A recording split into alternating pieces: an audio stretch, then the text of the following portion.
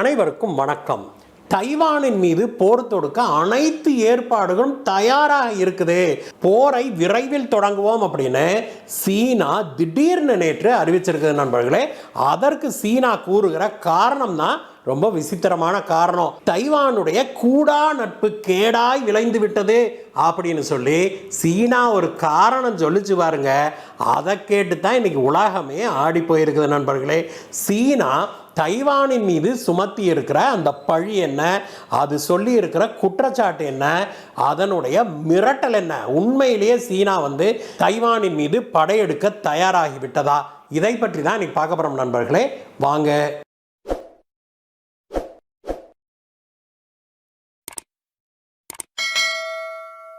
கூடா நட்பு கேடாய் விளையும் அப்படின்னு நம்ம ஊர் பழமொழி நம்ம எல்லாத்துக்குமே தெரியும் நண்பர்களே. நம்ம குழந்தைகளை கூட நம்ம இதை சொல்லி தான் அட்வைஸும் பண்ணுவோம், திட்டமும் செய்வோம். ஆனால் இதே பழமொழியை சீனா தைவானுக்கு சொல்லி இருக்குது அப்படின்னா பார்த்துக்கோங்களேன். தைவானுடைய கூடா நட்பு தான் தாங்க தைவானின் மீது போர் தொடுப்பதற்கு காரணமாகவே அமையவிருக்குது அப்படின்னு சொல்லி சீனா ஒரு மிகப்பெரிய குண்டை தூக்கி போட்டிருக்குது. சீனா என்ன சொல்லுது அப்படின்னா, தைவான் ஒரு நல்ல பிள்ளையா, சமத்து பிள்ளையா, அடக்க ஒடுக்கமா தன்னுடைய கட்டுப்பாடுகளை மீறாம இருந்தா ஒரு பிரச்சனையும் இல்லை. ஆனால் தைவானோ சொன்னபடி கேட்காம சுத்தமாக, அதுவும் இந்த கோவிடுக்கு பிறகு சுத்தமாக சொன்ன வச்சு கேட்காம அமெரிக்கா, இங்கிலாந்து, ஜெர்மனி, இந்தியா போன்ற நாடுகளோடு தேவையில்லாத உறவுகளை மேம்படுத்திக்கிட்டும் வளர்த்துக்கிட்டும் வருது. இதில் எங்களுக்கு உடன்பாடு கிடையாது. என்னதான் இருந்தாலும் தைவான் சீனாவிடமிருந்து தன்னிச்சையாக ஓடிவிட்ட ஒரு மாநிலமாக தான் நாங்கள் கருதுகிறோம். அதை தனி நாடாக நாங்கள் ஏற்றுக்கொள்ளவே மாட்டோம் அப்படின்னு சொல்லி சீனா நேற்றைய தினம் ஒரு அறிவிப்பு வெளியிட்டது. அப்பொழுது தான் சீனா என்ன சொல்லுச்சு அப்படின்னா, தைவானின் மீது போர் தொடுப்பதற்கு அனைத்து ஏற்பாடுகளையும் நாங்கள் ரெடி பண்ணிட்டோம், இனி டிஷும் அப்படின்னு இறங்குறது மட்டும்தான் பாக்கி அப்படின்னு சொல்லியிருக்குது. அது சரி நண்பர்களே, தைவானுக்கும் சீனாவுக்கும் அப்படி என்னதான் பிரச்சனை? இது பல நண்பர்கள் நம்ம கமெண்ட்ஸ்லேயே கேட்டிருக்கிறீங்க. நம்ம ஏற்கனவே இதை சில வீடியோக்களில் நம்ம பேசியிருந்தாலுமே கூட நம்ம சுருக்கமாக இப்பொழுது நான் உங்களுக்காக இந்த சரித்திரத்தை சொல்கிறேன். அப்போ தான் சீனாவுக்கும் தைவானுக்கும் என்ன பிரச்சனை அப்படிங்கிறது நமக்கு புரியும். 1930கள் 40கள் எல்லாம் சீனாவை ஆண்டு வந்தது ஒரு சீன தேசிய கட்சி அப்படிங்கிறத நம்ம புரிஞ்சுக்கணும். அந்த கட்சி தான் சீனாவை ஆண்டு கொண்டு வந்தது. 1940களில் சீனாவுடைய மேற்கு கோடியில மாவோ ஜெடாங் அப்படிங்கிற ஒரு தலைவர் அங்க கம்யூனிசத்தை தொடங்குறாரு. சீன கம்யூனிஸ்ட் கட்சி அப்பொழுதுதான் உதயமாகுது. அவருடைய தலைமையின் கீழே அந்த சீன கம்யூனிஸ்ட் கட்சி வந்த உடனேயே அது என்ன ஆகுது, பயங்கர பலம் பொருந்தி அங்க இருக்கிற ஆளுங்கட்சியோடு சண்டை போட்டுக்கிட்டே வருது. சீனாவை ஆண்டு கொண்டிருந்த அந்த கட்சி இருக்குது இல்லையா, அந்த கட்சி கொஞ்சம் கொஞ்சமாக வீழ்த்த ஆரம்பிச்சிருக்குது. மேற்கு கடைசியில தொடங்கிய இந்த சீன புரட்சி, அதைத்தான் இன்னைக்கு வரைக்கும் சீனாவுடைய சிவப்பு புரட்சி அப்படின்னு சொல்றாங்க, ரெட் ரெவல்யூஷன் அப்படின்னு சொல்றாங்க. சீனாவுடைய கம்யூனிஸ்ட் புரட்சின்னு சொல்றாங்க. சீனாவுடைய அந்த கம்யூனிஸ்ட் புரட்சி அந்த மேற்கு கோடியில தொடங்கினது அப்படியே மெல்ல மெல்ல அப்படியே பரவுது. அந்த சீனாவுடைய கம்யூனிஸ்ட் கட்சி சீனாவை மெல்ல மெல்ல அப்படியே ஆக்கிரமிச்சுக்கிட்டே பிடிச்சிட்டே வருது, பகுதி பகுதியாக அப்படியே வருது. 1940களிலேயே ஒரு சில வருடங்கள்ல சீனாவுடைய கம்யூனிஸ்ட் கட்சி சீனாவை பெரும்பகுதியும் பிடிச்சிருது. அப்ப சீனாவை ஆண்டு கொண்டிருந்த கட்சி இந்த கடைசியில கிழக்கு கோடியில ஒரு சின்ன பகுதிக்குள்ள அடங்க ஆரம்பிச்சிருது. அதற்கு பிறகும் கூட சீனாவுடைய கம்யூனிஸ்ட் கட்சி விடுவதாக இல்லை. அதை மேலும் மேலும் அப்பொழுது ஆண்டு கொண்டிருந்த அந்த கட்சியை மேலும் மேலும் சீனாவுடைய கம்யூனிஸ்ட் கட்சி விரட்டிக்கிட்டே வருது. அப்படியே அந்த நாடு முழுவதையும் தன்னுடைய கைக்குள்ள கொண்டு வர பார்க்குது. அந்த சமயத்தில் தான் சீனாவை ஆண்டு கொண்டிருந்தவர்கள் என்ன பண்றாங்க, சீனாவுக்கு இந்த பகுதியில், இந்த தென் சீன கடல் பகுதியில் ஒரு மிகப்பெரிய தீவு தங்களுக்கு சொந்தமாக இருந்தது, சீனாவின் ஒரு பகுதியாக இருந்தது. அந்த தீவு தான் தைவான் தீவு. அந்த தீவுக்கு இவங்க எல்லாருமே தப்பிச்சு போயிடுறாங்க. சீனாவை ஆண்டு கொண்டிருந்த ஆளுங்கட்சியை சேர்ந்தவர்கள் எல்லாருமே சீனாவுடைய மெயின்லேண்டுன்னு சொல்றாங்க, அந்த மெயின்லேண்ட்ல இருந்து தப்பிச்சு அந்த தைவான் தீவுக்கு தப்பிச்சு ஓடிடுறாங்க. அங்க போய் அவங்களுடைய ஆட்சியை தொடர்றாங்க. சீன கம்யூனிஸ்ட் கட்சியோ அப்பொழுது அதுக்கு பெரிய கடல் மார்க்கமாக போரிடக்கூடிய கப்பற்படையெல்லாம் சீனாவுக்கு அப்பொழுது இல்லை. அதனால சீனாவுடைய கம்யூனிஸ்ட் கட்சி கடலை தாண்டி தைவானுக்கு வரவில்லை. அவங்கள துரத்திக்கிட்டு வந்து தைவானை அப்ப பிடிக்கல. அதனால சீனாவை ஆண்டு கொண்டிருந்த அந்த கட்சி தைவானில் தன்னுடைய ஆட்சியை தொடர ஆரம்பிச்சது. ஒரு முழு ஜனநாயக நாடாக தைவான் மாறுச்சு.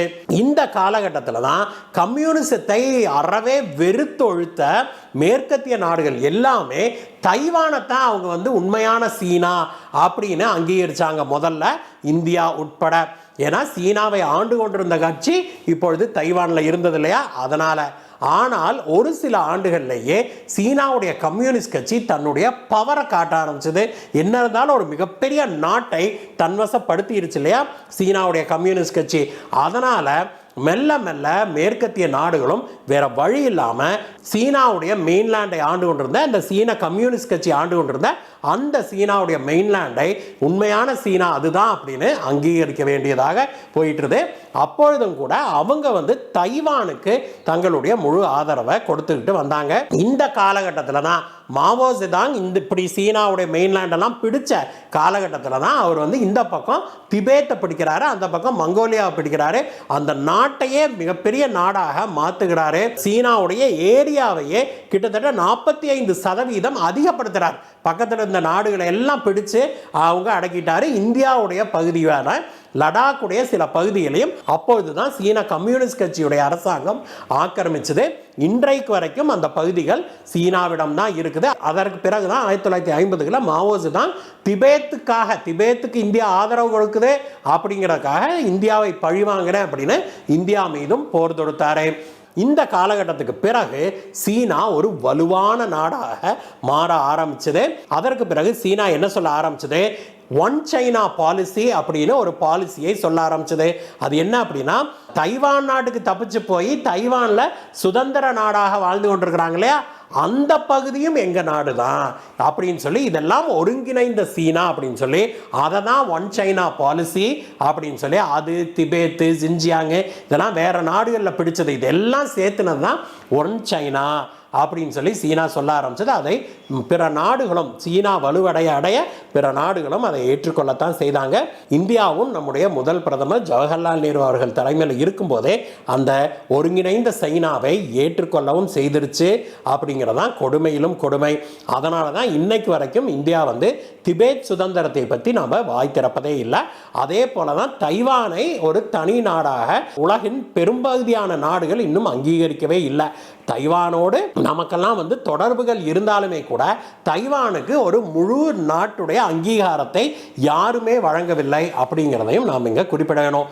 இப்படிப்பட்ட சூழ்நிலையில தான் ஒவ்வொரு முறையும் சீனா ஒரு சான்ஸ் கிடைக்கும் போதெல்லாம் தைவானை நாங்கள் இந்த வருஷம் போய் ஆக்கிரமிச்சிருவோம், அடுத்த வருஷம் ஆக்கிரமிச்சிருவோம், கூடிய விரைவில் தைவானை எங்களோடு இணைத்து விடுவோம் அப்படிலாம் வசனம் பேசிக்கிட்டே இருந்தாங்க.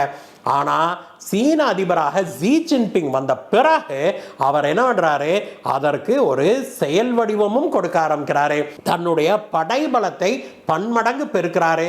அதற்கு பிறகு தன்னை யாரும் தடுக்க முடியாத அளவுக்கு தான் வந்து ஒரு பலசாலி ஆயிட்டோம் அப்படின்னு நம்பவும் செய்யறாரு.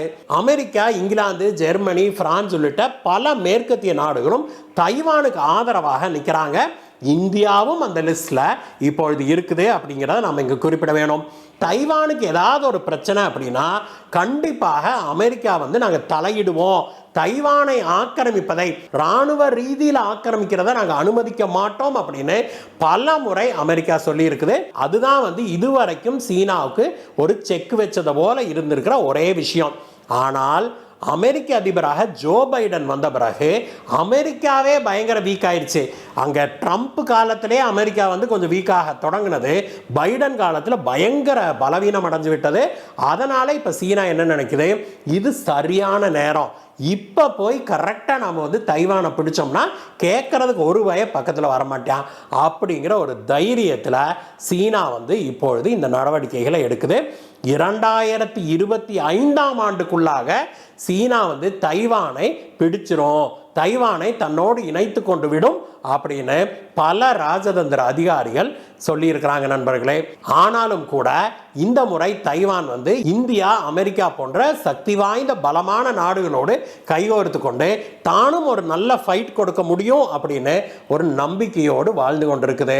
நித்தியகண்டம் பூர்ணாயுசு அப்படிங்கிற மாதிரி தான் தைவானுடைய நிலைமை இருக்குது அப்படிங்கிறது தான் நாம் உணர்றோம். சீனா கூடிய விரைவில் தன்னுடைய படைகளை தைவானுக்குள் அனுப்பி தைவானை ஆக்கிரமிக்கும் அப்படின்னு எதிர்பார்க்குறோம். அந்த நாள் வெகு தூரத்தில் இல்லை அப்படிங்கிறது தான் நம்முடைய கணிப்பாக இருக்குது. இந்த வீடியோவை பற்றிய உங்களுடைய கருத்துக்களை சொல்லுங்கள் நண்பர்களே. மீண்டும் உங்களை வேற ஒரு வீடியோ சந்திக்கிறேங்க. பாய் பாய்.